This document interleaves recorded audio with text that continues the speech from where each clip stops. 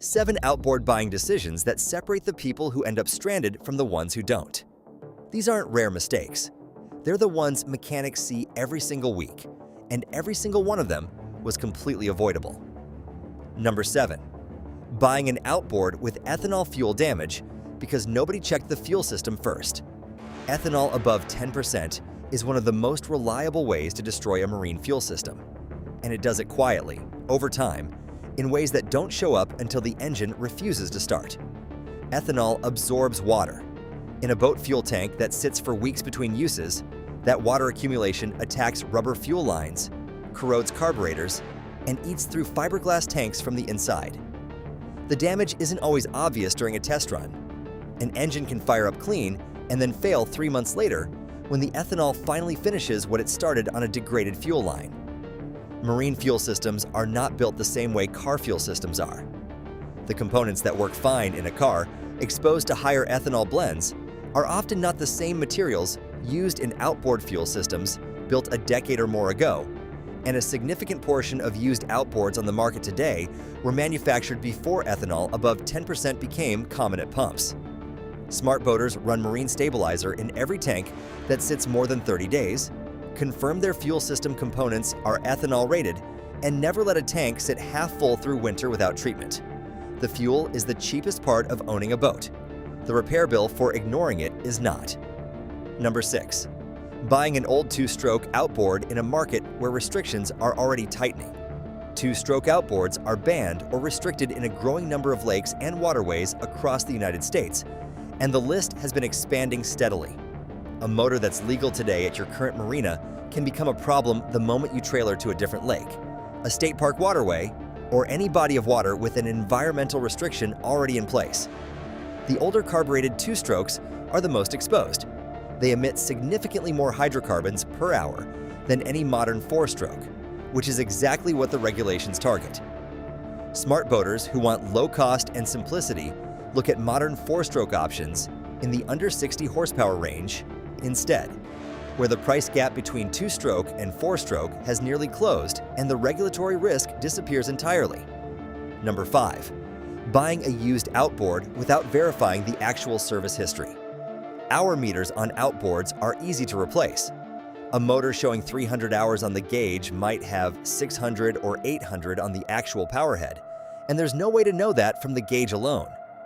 Mechanics who see these engines torn apart describe the difference between a genuinely low-hour motor and a high-hour motor, with a swapped gauge in terms of internal wear. That's obvious the moment the powerhead comes apart, but invisible from the outside. Cylinder walls that show scoring, bearings that show uneven wear, impeller housings that haven't been serviced in years.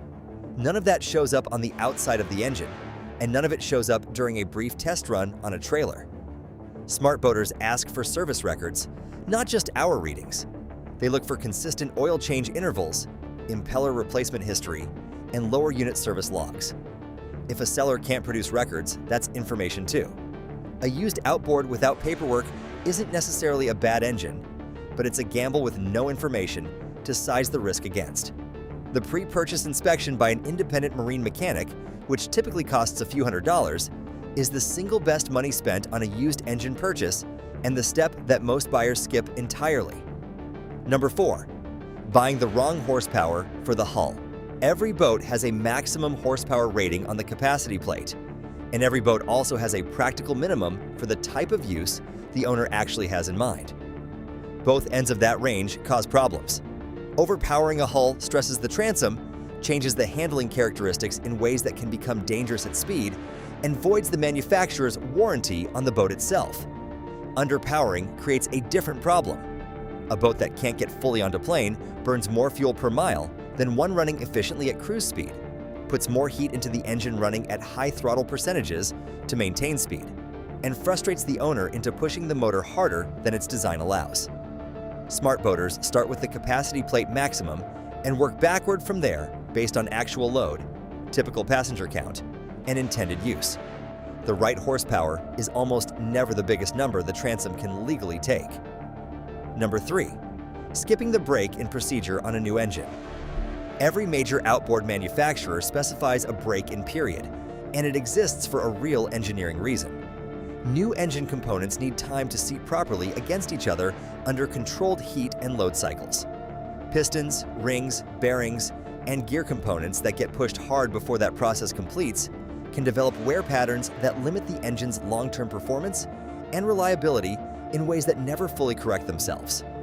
The break-in window is typically the first 10 to 20 hours of operation, and the instructions are specific about keeping load and throttle below certain thresholds during that time.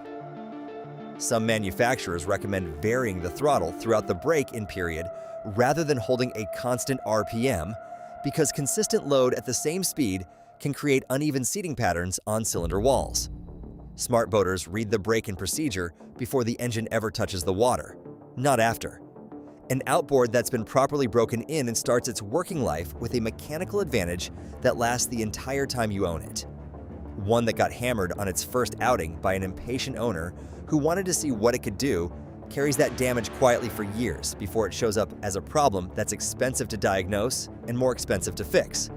Number 2, buying a high-horsepower 4-stroke without budgeting for saltwater corrosion maintenance. Saltwater is the most aggressive environment an outboard operates in, and the engines that fail early in salt almost always fail for the same reason: nobody flushed them. Flushing a saltwater outboard after every single use isn't a suggestion.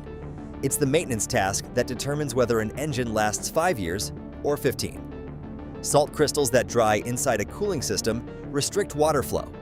Corrosion that builds on electrical connections creates failures that look like sensor problems until the real cause is found underneath.